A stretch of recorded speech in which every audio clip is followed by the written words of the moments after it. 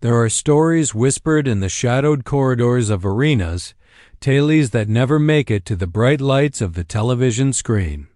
One such story belonged to the 90s, a myth of a confrontation that almost was. It was a rumor about a backstage clash between two masters of intimidation, Steven Seagal, Hollywood's Phantom of Pain, and a WWE legend who commanded the darkness itself, a locker room titan known for his chilling silence and an aura of undisputed authority. The feud, they say, was born from a stare, a challenge of presence that was too real for the scripted world. It was quickly hushed up, buried by backstage politics and the fear of an unpredictable outcome. It was never resolved. For years, fans who'd heard the whispers speculated. They imagined a collision of worlds, the disciplined, lethal grace of Aikido against the raw, supernatural power of a wrestling icon. But it was never televised, a ghost of a match for a ghost of a man. Decades passed.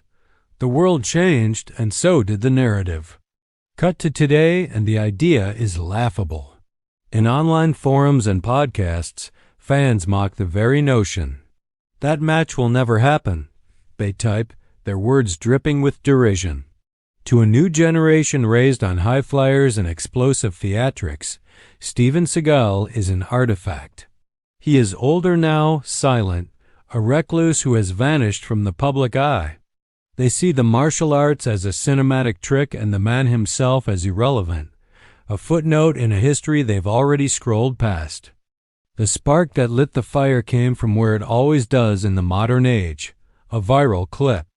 A podcast, hosted by personalities who mistook cynicism for wisdom, resurfaced the old rumor only to pour gasoline on it.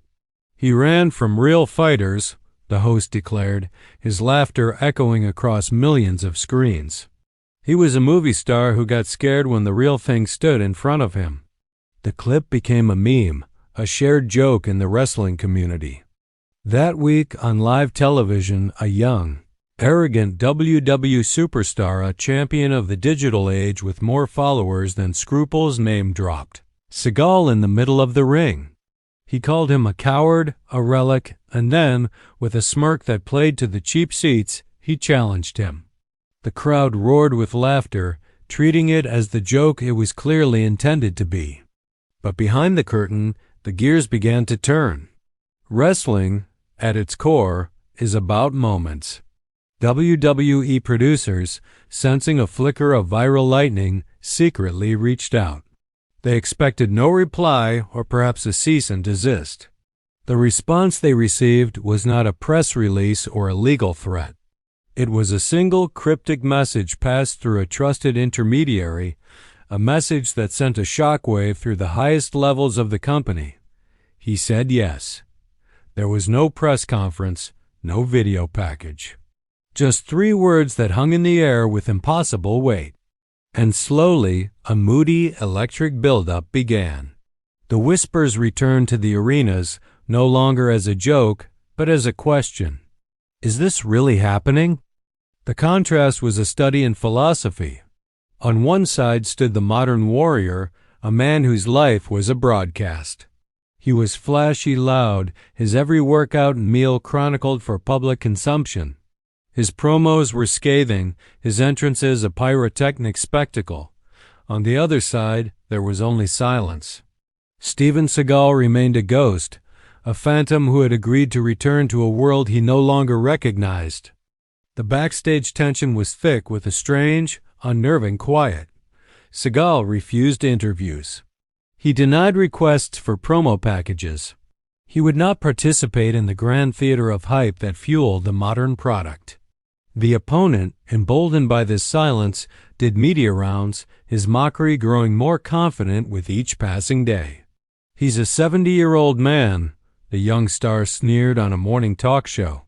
"He'll probably fall just trying to climb into the ring. This isn't a movie, old man. There's no stunt double." While one man talked, the other prepared. The training scenes, if they could be called that, were not for a camera. They were rituals. In a dark, private dojo, surrounded by the ghosts of his own past, Seagal moved. He was alone, focused, his movements a testament to a discipline forged over a lifetime. There was no audience. There was no spectacle. There was only the singular pursuit of a quiet truth.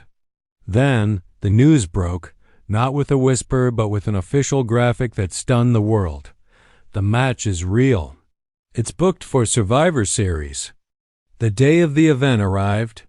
The arena was a sea of buzzing electricity, a crowd caught between disbelief and anticipation. Most didn't believe he would actually show.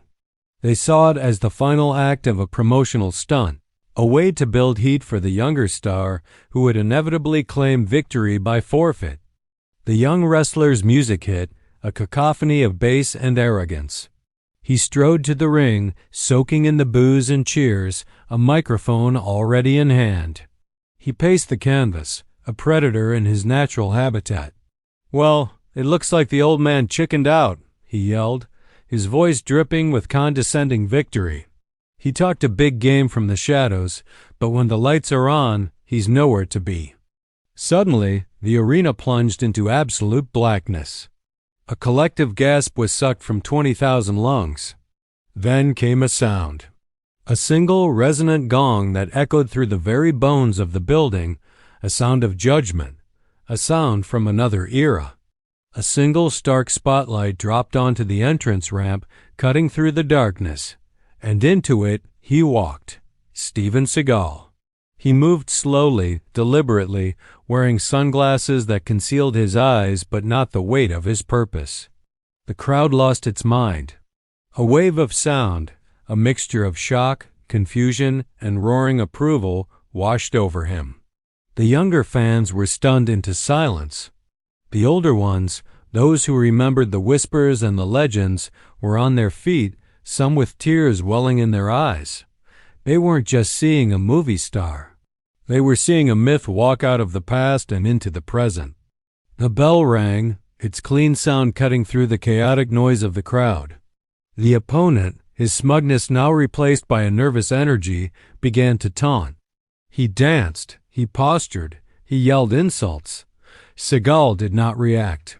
He stood as still as a statue, his presence a void that absorbed all the empty noise around it. The first moments were a slow burn, a test of wills. The young star lunged, a flurry of motion meant to impress. And then it happened. Seagal moved. It wasn't the choreographed dance of sports entertainment. It was something else entirely. It was fast, real, and brutally controlled. A flick of the wrist, a subtle shift of weight, and the opponent was on the mat, his face a mask of shock and pain. The commentary team was stunned into silence. One of them finally found his voice, a hushed, awestruck whisper. That was not WE choreography. I don't know what that was. What followed was a masterclass in a language no one in that building had ever seen. Seagal began to blend the lethal principles of Aikido with the deep storytelling of ring psychology. He used his opponent's momentum against him, not to punish, but to teach. He wasn't executing moves.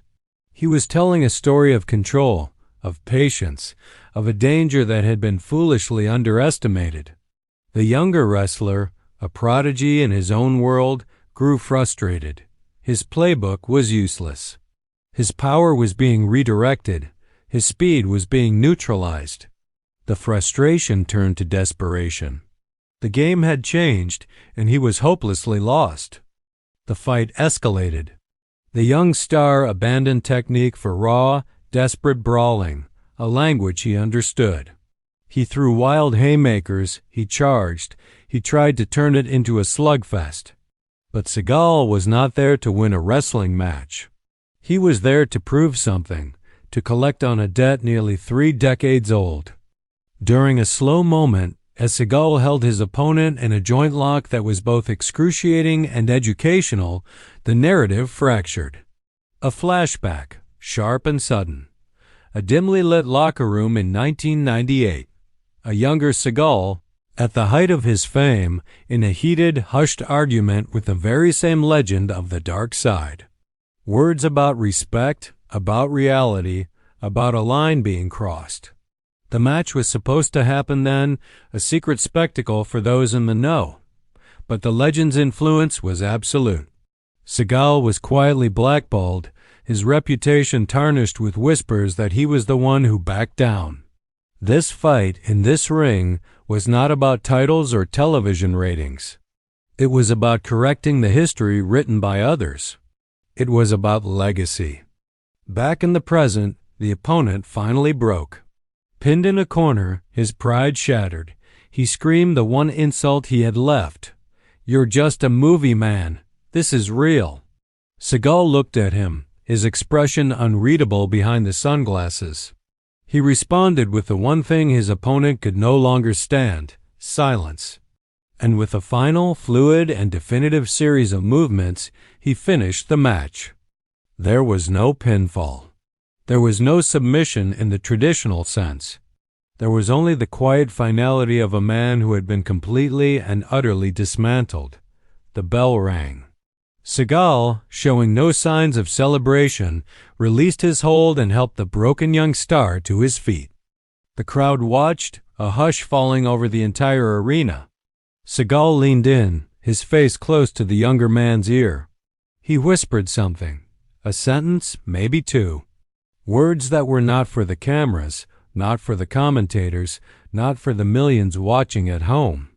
They were a private transaction in a very public space. The younger man's eyes, filled with rage and humiliation just moments before, now widened with a dawning, profound understanding. He nodded slowly. And then, in a gesture that sent shockwaves through the wrestling world, he knelt. Not in defeat, but in respect. The crowd, silent for a beat, processing the impossible sight, erupted. It was a sound not of victory, but of catharsis. The commentary team said nothing. They simply let the image breathe. Under the single spotlight, Seagal turned and walked away, his purpose served. He disappeared back into the darkness from which he came. That match was never meant for us. It was for something bigger. The final shots were a montage of silent, powerful moments. Older fans in the crowd, tears streaming down their faces, giving a standing ovation to an empty ramp. Backstage, a crowd of wrestlers, the new generation, standing in a hallway, watching a monitor and clapping silently, their faces a mixture of awe and respect. Replays showed key moments, but not in slow motion. They were shown as still photographs, frozen instants in time.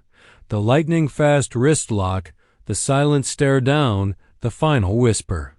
The echoing quotes were not from commentators, but from the quiet truth of the night. Some matches are not about titles. Some matches are written in silence, and some rewrite history. The screen fades to black. Steven Seagal. Respect earned.